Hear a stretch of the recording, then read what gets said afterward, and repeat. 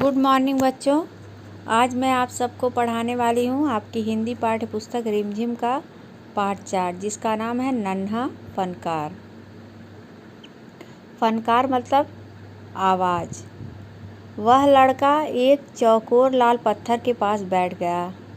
एक लड़का था जो एक लाल पत्थर के पास बैठ गया। उसने जल्दी जल्दी कोई प्रार्थना बुदबुदाई और जल्दी जल्दी उसने कोई प्रार्थना पढ़ी और छेनी हथौड़ा उठाकर अपने काम में जुट गया। और एक छेनी लिया, एक हथौड़ा लिया, अपने काम में जुट गया। जैसे हम लोग स्कूल जाते हैं बच्चे तो पहले प्रार्थना करते हैं, उसके बाद ही अपनी पढ़ाई शुरू करते हैं। उसी तरह वो लड़का अपने काम से पहले प्रार्थना किया और अपने काम में जुट गया। कुछ दिन पहले उसने इस पत्थर पर घंटियों की कतारें और कड़ियाँ उकेरना शुरू किया था। कुछ दिन पहले ही उसने जो पत्थर था उस पे घंटियों की कतारें और कड़ियाँ उकेरना शुरू किया था। लड़के ने एक अधनबी अधूरी घंटी पर छेनी की नोक टिकाई थी। एक आधी बनी हुई अधूरी घंटी पर छेनी की नोक लगाई थी। एक घंटी तैयार कर रहा था जिसको छेनी और हथौड़ी के द्वारा उस पे नोक को टिका कर उसे उसकी छिनाई कर रहा था, कटाई कर रहा था। और सावधानीपूर्वक हथौड़े से घंटी पर नक्काशी करने में जुट गया और घंटी बनाने के लिए वह नक्काशी करने में जुट गया। हथौड़े के वार से पत्थर पर जो कटाव उभरता उसमें पत्थर की किरचें छितरा जाती और वो आंखें सिकोड़ लेता। जब हम पत्थर पे कोई नुकीला चीज़ मारेंगे तो वो बुरादे की तरह उसमें से निकलने लगता है और जिससे वो अपनी आंखें सिकोड़ लेता था ताकि उसकी आंखों में न पड़े। साथ साथ धीमी आवाज़ में वह गुनगुनाने भी लगता और साथ साथ वह धीमी आवाज़ में गुनगुना रहा था, गाना गा रहा था। उसके चारों ओर दूसरे संगत रास भी अपने अपने काम में डूबे हुए थे। उसके चारों ओर और लोग भी अपने काम में डूबे हुए थे। केशव 10 साल का था और अभी अपना काम सीख रहा था। पिता के एक बार करके दिखा देने पर वह सीधी लकीरों वाले और घुमावदार डिजाइन उकेर सकता था। वह एक बार उसके पिता जो बता देते थे वो आराम से उन नक्काशों को जो भी डिज़ाइन थी उसको आराम से वो कर सकता था, उकेर सकता था, यानी उभार के बना सकता था। अब तक उसने नक्काशी का जो भी काम किया था उनमें केशव जानता था कि एक दिन तो ऐसा ज़रूर आएगा जब वह बहुत बारीक जालियाँ, महीन नफीस बेल बूटे, कमल के फूल, लहराते हुए सांप और इठलाकर चलते हुए घोड़े ये सब पत्थर पर उकेर पाएगा। केशव आत्मविश्वास से भरपूर था। वह जानता था कि एक दिन वो बहुत सुंदर सुंदर नक्काशीदार चीज़ों को बना पाएगा और घंटियों पे आराम से कमल के फूल, बेल के बूटे और बारीक जालियों जैसे डिज़ाइन भी बना पाएगा। ठीक उसी तरह जैसे उसके पिताजी बनाते हैं वह उसी तरह बना पाएगा, उसने सोचा। कई साल पहले वह पैदा भी नहीं हुआ था। उसके माता पिता गुजरात से आगरा आकर बस गए थे। जब वो पैदा नहीं हुआ था तब उसके माता पिता गुजरात से आगरा में आकर बस गए थे। बादशाह अकबर उस वक्त आगरे का किला बनवा रहे थे और बादशाह अकबर जो थे वो आगरे का किला बनवा रहे थे। आगरे का किला किसने बनवाया था बच्चों? बादशाह अकबर ने। ये उसी समय की कहानी है। और केशव के पिता को यही काम मिल गया और केशव के पिता को यही काम मिला था, पत्थरों पर डिज़ाइन बनाने वाला। केशव का जन्म भी तब नहीं हुआ था। उस समय उसके पिता यही नक्काशी वाला काम करते थे और बहुत ही सुंदर डिज़ाइन हर पत्थरों पर तैयार करते थे। जब आगरा का महल तैयार किया जा रहा था उसमें उनको यही काम बादशाह अकबर के द्वारा दिया गया था। केशव का जन्म जो है वो आगरे में हुआ था।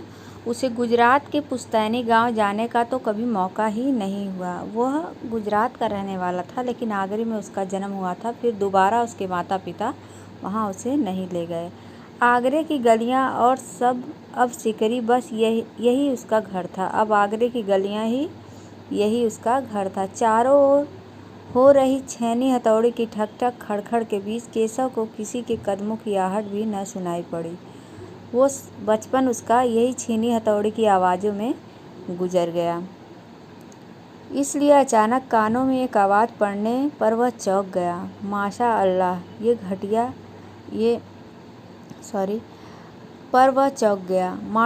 ये घंटियाँ कितनी सुंदर है। उसने कहा कि यह घंटियाँ कितनी सुंदर हैं, तुमने खुद बनाई है। उसने पूछा। पीछे मुड़कर केशव ने आंखें मिलाई तो उसे एक आदमी दिखा। बेशक मैंने ही घंटियाँ बनाई हैं। क्या मैं आपको पत्थरों पर नक्काशी करता नज़र नहीं आ रहा? क्या मैं जब पत्थरों पर नक्काशी कर रहा हूँ तो आपको नज़र नहीं आ रहा? देखते नहीं, मैं ही पत्थर को तराश रहा हूँ। तुम देख नहीं रहे हो कि मैं ही पत्थर को तराश रहा हूँ या बना रहा हूँ? केशव ने बड़ी तल्खी से जवाब दिया। दिखता तो है, पर तुम इतने छोटे लगते हो ना। कि वह आदमी हंसते हुए बोला। मैं 10 साल का हूँ, केशव ने कहा। 10? अच्छा। वह आदमी पास पड़े पत्थर पर बैठते हुए बोला। तब तो काफ़ी बड़े हो। मैंने भी 13 साल की उम्र में एक लड़ाई में हिस्सा लिया था। अब केशव उस आदमी को अच्छी तरह देख पा रहा था। उसकी उम्र रही होगी 30 के ऊपर, कद मझोला सा। वह सफ़ेद अंगरखा और पजामा पहने हुए था। उसके लंबे बाल गहरे लाल रंग की पगड़ी में अच्छी तरह से ढके हुए थे। लगता है कोई बहुत बड़ा आदमी है। केशव के मन में आया कि लगता है यह तो बहुत बड़ा आदमी है। केशव ने उस आदमी के गले में पड़ी बड़े बड़े मोतियों की माला और अंगूठियों को देखते हुए सोचा। तीखी नाक, बड़ी बड़ी आंखों, होठों को ढकते हुए नीचे की तरफ आती घनी मूछें। केशव उस आदमी के व्यक्तित्व का मुआयना कर ही रहा था, तभी उस आदमी ने एक नक्काशी की तरफ इशारा करते हुए कहा। इस लड़ी में काफ़ी काम बाकी है। इससे पहले कि केशव कोई जवाब देता, उसने किसी के तेजी से दौड़कर आने की आवाज़ सुनी।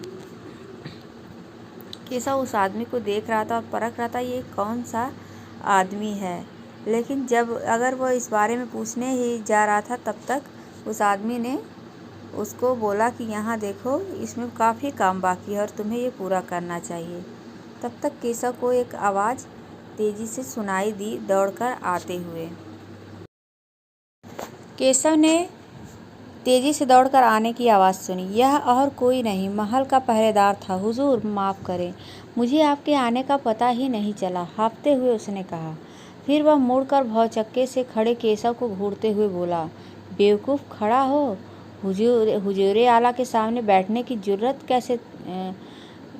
कैसे की तूने? झुककर सलाम कर इन्हें।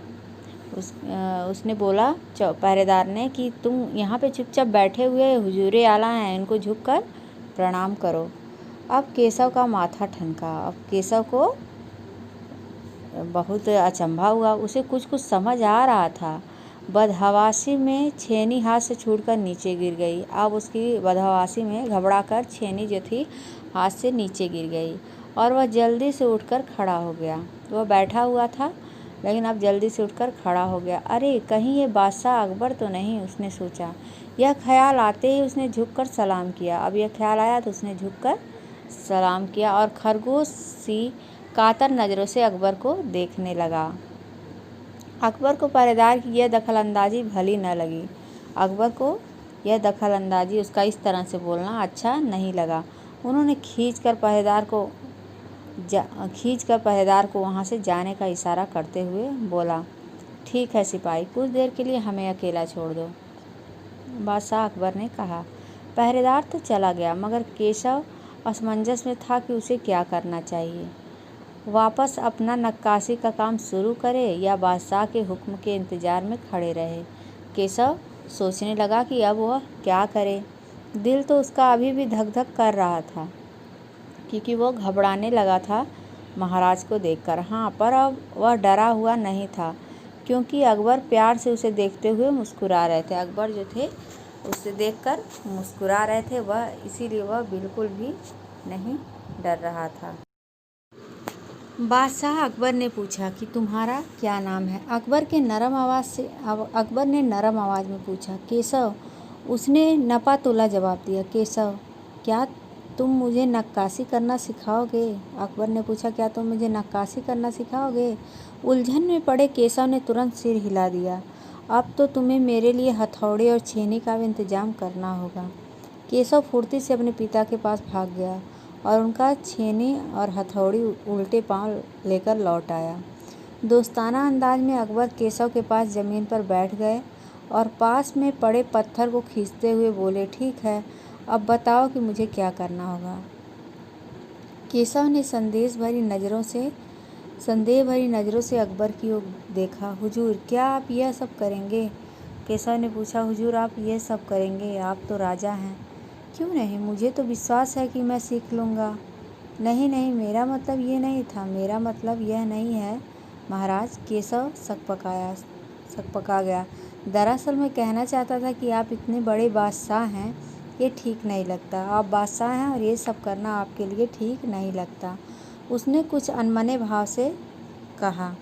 अकबर हंसकर बोले, अच्छा, लेकिन पिछले हफ्ते तो मैंने मिट्टी से भरी डलिया ढोने में किसी की मदद की थी। पिछले हफ्ते में तो मिट्टी का डलिया मैं उठाया था। क्या यह काम उससे भी ज़्यादा मुश्किल है? उन्होंने कहा, क्या यह काम उनसे भी ज़्यादा मुश्किल है? केशव अभी भी असमंजस की स्थिति में था। वह अकबर के पास बैठ गया, उन्हें छेनी पकड़ने का सही तरीका सिखाने लगा। अब उन्हें वह छेनी पकड़ने का सही तरीका सिखाने लगा। फिर जैसे कि केशव के पिता ने उसे सिखाया था, उसने कोयले के टुकड़े पत्थर पर लकीरें खींचकर आसान सा नमूना बनाया और गंभीरता से कहा, देखिए, सिर्फ इन्हीं लकीरों को बहुत ध्यान से तराशना है। अकबर ने पत्थर पर छेनी रखी और ज़ोर ज़ोर से हथौड़े से वार किया, जिससे कटाव ज़्यादा गहरा हो गया। अरे अरे, नहीं नहीं, केशव ने तुरंत गलती पकड़ी और हथौड़े को आहिस्ता से मारना है, ऐसे उसने करके दिखाया। और हाँ, अपनी आंखें थोड़ी मीच कर रखें, वरना किरचे उड़कर आँखों में चले जाएंगे। उसने बादशाह अकबर को समझाया कि आप अपने आँखों को थोड़ा सा मीच कर, यानी थोड़ा सा बंद करके रखें, वरना जो किरचे हैं, जो बुरादे हैं मिट्टी के, लोहे के, वो आपकी आँखों में चले जाएंगे। अकबर मुस्कुराए। जी हुजूर। अकबर मुस्कुराया और उन्होंने कहा, जी हुजूर। जवाब में केशव मुस्कुरा उठा। वह लगभग भूल ही गया था कि उसकी बगल में बैठा यह वक्त हिंदुस्तान का बादशाह है। एक अनाड़ी से वयस्क पर अपने काम की धाक जमाने में उसे मज़ा आ रहा था। वह बड़े ही ध्यान से देख रहा था कि अकबर किस तरह लकीरों को घेर रहे हैं। बादशाह में जरा सी भी चूक हो जाने पर उनको फ़ौरन उसकी तेवरियां चढ़ जाती थी। काम करते करते अकबर पूछ बैठते, केशव सही है ना क्या? और केशव सिर हिलाकर अपनी असहमति जता देता और केशव बार बार बोलता कि नहीं, यहाँ पे आपने गलत किया है। अकबर इत्मीनान से बैठ गए और केशव को काम करता हुआ देखने लगे। अपने काम में खोए हुए उन दोनों को इस बात का एहसास नहीं हुआ कि आसपास मौजूद दूसरे संगत रास उन्हें बड़े कौतूहल से देख रहे हैं। उन दोनों की जुगलबंदी को आसपास खड़े लोग देख रहे थे। अकबर ने गौर किया कि केशव पत्थर पर बने नमूने को ही नहीं तराश रहा था, बल्कि अपनी तरफ से भी उसमें कुछ जोड़ रहा था, जिससे वे डिज़ाइन ज़्यादा खूबसूरत लग रहे थे। अकबर देख रहे थे कि वह लकीरों को ही नहीं तराश रहा, बल्कि अपनी तरफ से और कुछ उसमें जोड़ रहा है, ताकि उसकी डिज़ाइन और भी खूबसूरत लगे। लड़के के काम करने को अंदाज को देखकर अकबर ने धीमे से कहा, केशव, देखना, एक दिन तुम बड़े फनकार बनोगे। हो सकता है कि एक दिन तुम मेरे कारखाने में काम करो। कारखाना? कैसा कारखाना? केशव ने कहा, बस एक बार ये महल तैयार हो जाए और लोग आगरा से आकर यहाँ रहने लगे, तब मैं कारखाने बनवाऊँगा। इन कारखानों में मेरी सल्तनत के सबसे बढ़िया फनकार और शिल्पकार रहेंगे। गलीचों के बुनकर, संगत रास, पत्थर और लकड़ी नक्काशी करने वाले शिल्पकार सभी यहाँ काम करेंगे। केशव का चेहरा चमक उठा और वो मुस्कुराते हुए बोला, मैं वहाँ ज़रूर काम करना चाहूँगा महाराज। अकबर उठ खड़े हुए, जाते हुए बड़े प्यार से केशव का कंधा थपथपाया और कहा, अच्छा बेटा, अपना काम जारी रखो। उन्होंने कहा, अपने काम को जारी रखो और यूं ही काम करते रहो। हुजूर, क्या आप दोबारा आएंगे? केशव ने पूछा। केशव ने बड़ी उत्सुकता से पूछा, मैं ज़रूर आऊँगा केशव। अकबर ने कहा, मैं ज़रूर आऊँगा। फिर तो पूरे दिन संगत रासों के बीच केशव की धूम मची रही। वह बार बार बादशाह से हुई अपनी मुलाकात सबको सुनाता रहा। रात हो चली थी। केशव बहुत थका हुआ था, पर आंखों में नींद कहाँ।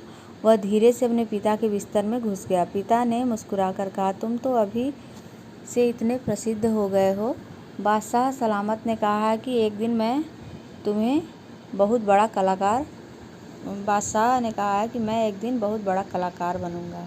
अपने सिर को पिता की बाहों के सहारे टिकाकर केशव धीरे से बोला, हमारे बादशाह बहुत ही नेक इंसान हैं। बिल्कुल सही, पिता ने कहा।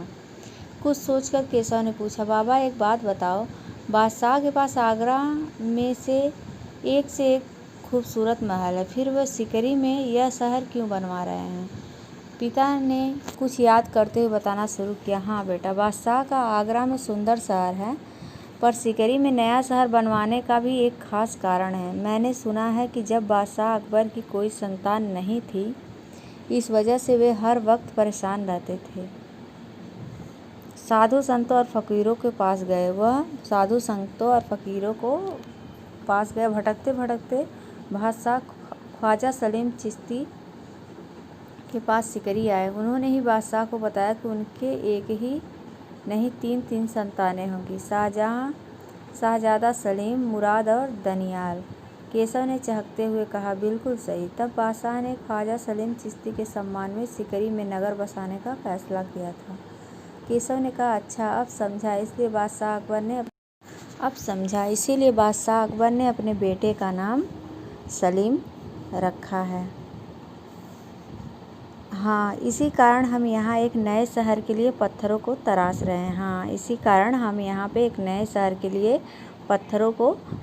रहे हैं। इसमें अच्छे डिज़ाइन और नक्काशियाँ कर रहे हूँ। केशव उनींदी आवाज़ में बोला कि हाँ ठीक है, मैं भी आप में इसकी सहायता करूँगा आपके साथ मिलकर। पिताजी ने देखा कि उनका लाडला बेटा सो गया है। बच्चों, आप लोग वीडियो देखते रहें और पाठ को समझते रहें। इससे संबंधित जो भी एक्सरसाइज होगा, बुक अभ्यास, वह आपको चला जाएगा। अगर बुक अभ्यास नहीं है तो आपको इसका प्रश्नोत्तर चला जाएगा, जो कि आपको कॉपी में लिखना रहे। बच्चों, आप लोग घर पर रहें, सुरक्षित रहें, यही कामना करते रहते हैं। धन्यवाद।